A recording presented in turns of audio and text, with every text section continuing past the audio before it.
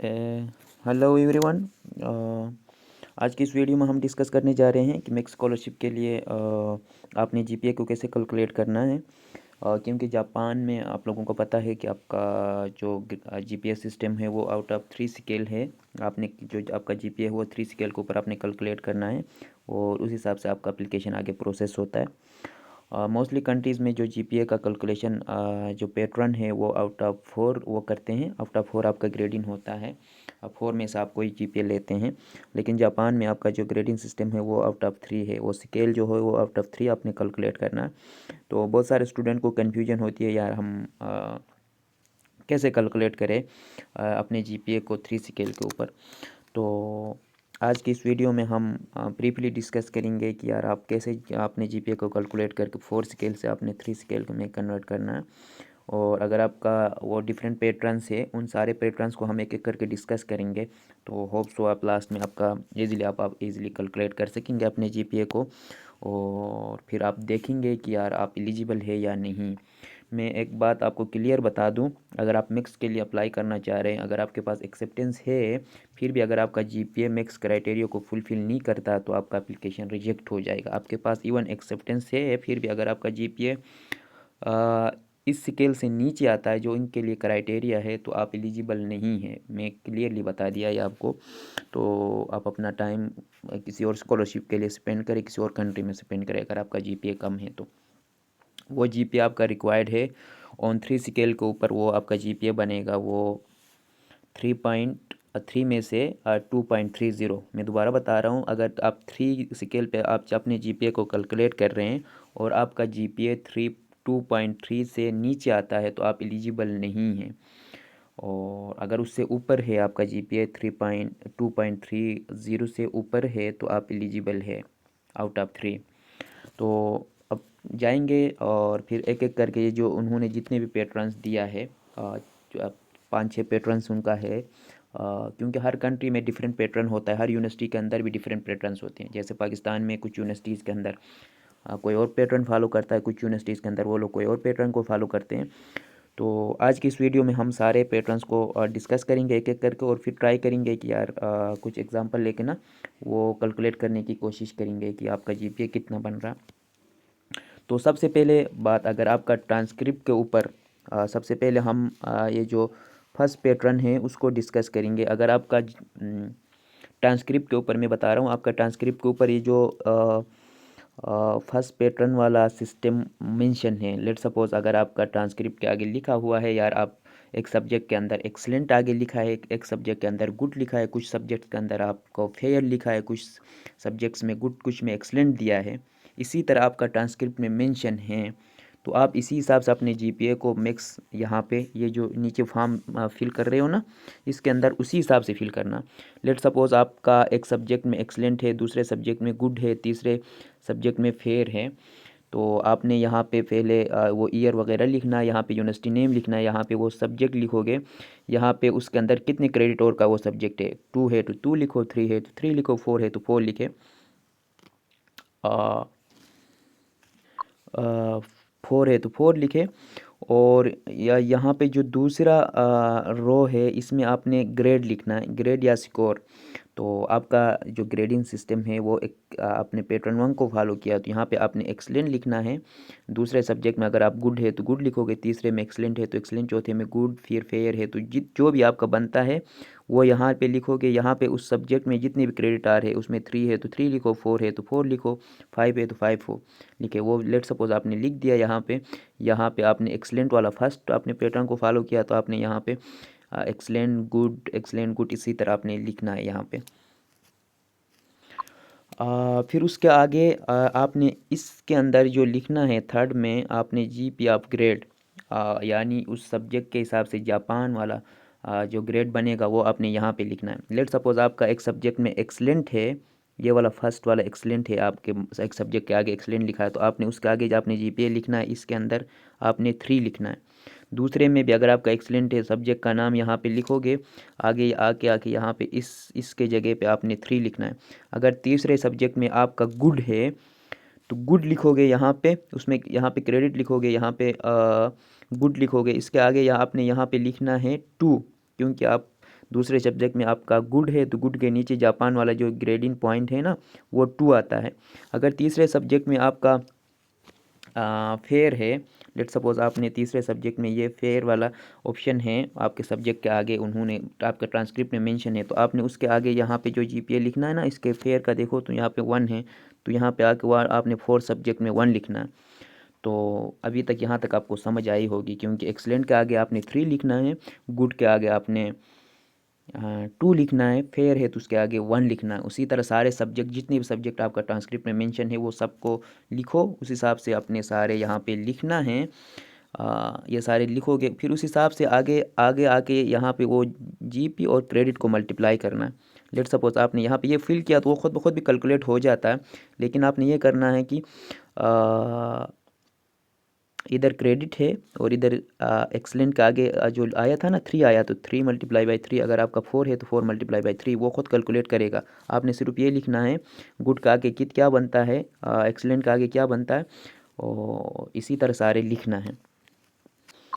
इसी तरह आपने जो सेकंड पैटर्न है, अगर आपका ट्रांसक्रिप्ट के अंदर सेकंड पैटर्न को फॉलो है, लेट सपोज आपका ट्रांसक्रिप्ट के आगे आपने एक सब्जेक्ट में ए लिया है, दूसरे में बी लिया है, तीसरे में सी लिया है, चौथे में एफ लिया है, इसी तरह आपके ट्रांसक्रिप्ट के आगे मेंशन है, तो फिर आपने सेकंड पैटर्न को आपने फॉलो करते हुए यहाँ पे फिल करना है। अगर आपने ए लिया है तो उस सब्जेक्ट के आगे यहाँ पे पहले आपने उसके सब्जेक्ट का क्रेडिट लिखोगे, उसके आगे यहाँ पे ग्रेड लिखना है, ग्रेड के आगे आप लिखोगे ए लिया है तो उसमें ए के अंदर कितना बनता है, जीपीए 3 बनता है तो 3 लिखोगे, बी के आगे जीपीए जितना बन रहा है वो यहाँ पे आगे आपने लिखना है। यहाँ पे ए बी सी डी आपने लिखोगे नीचे, एक सब्जेक्ट में आपने बी लिया है, एक में सी लिया है, जिस तरह भी लिया है, दूसरे देखो कि यहाँ पे ये वाला है तो वो लिखोगे। उसके आगे अगर आपने ए लिया है तो ए के आगे 3 जीपीए लिखो, अगर आपने बी लिया है तो बी के आगे यहाँ पे आपने 2 जीपीए लिखना है, एक सब्जेक्ट में आपने सी लिया है तो सी के आगे आपने 1 जीपीए लिखना है। फिर सारे सब्जेक्ट का आप लिखोगे तो वो खुद ब खुद ऑटोमेटिकली नीचे यहाँ पे कैलकुलेट होगा,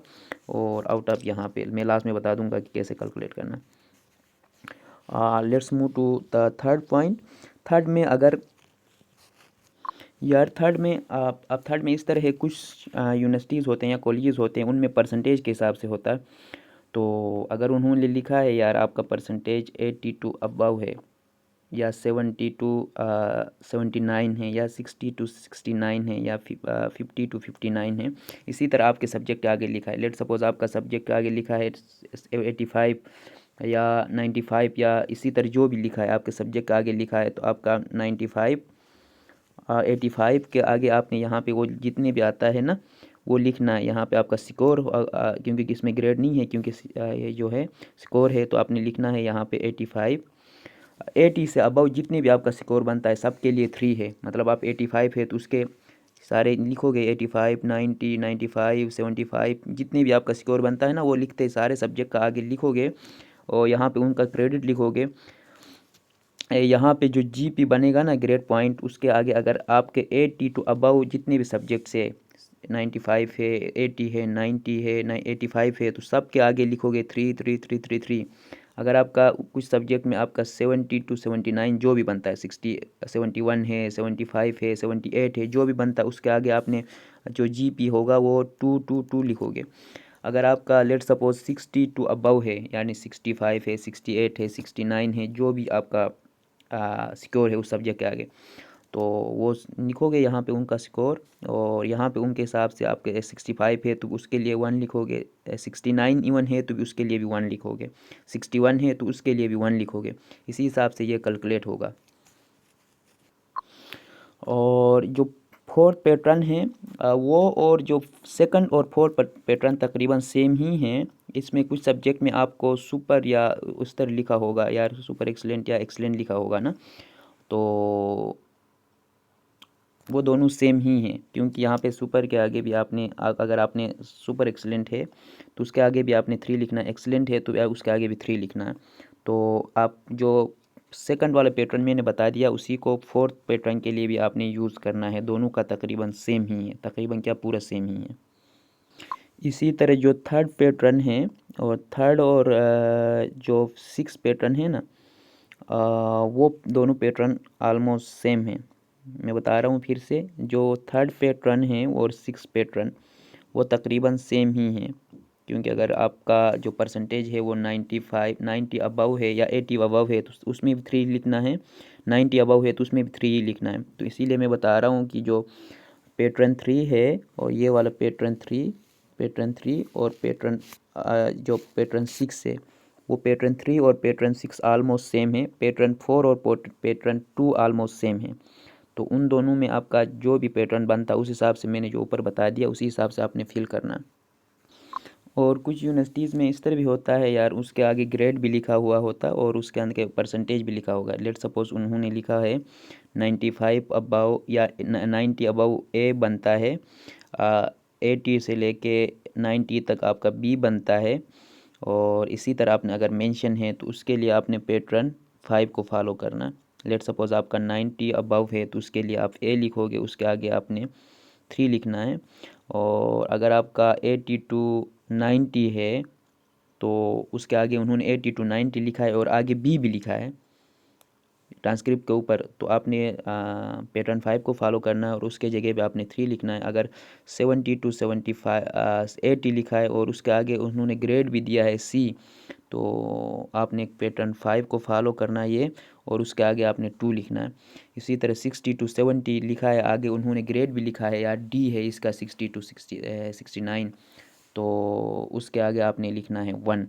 तो ये पैटर्न 5 है वो थोड़ा बहुत कॉम्प्लिकेटेड है। अगर उसमें दोनों मेंशन है आपका, लेट सपोज़ आपका ग्रेड भी मेंशन है, ABCD दिया है और उसके हिसाब से परसेंटेज भी मेंशन है, तो आपने पैटर्न 5 को फॉलो करना।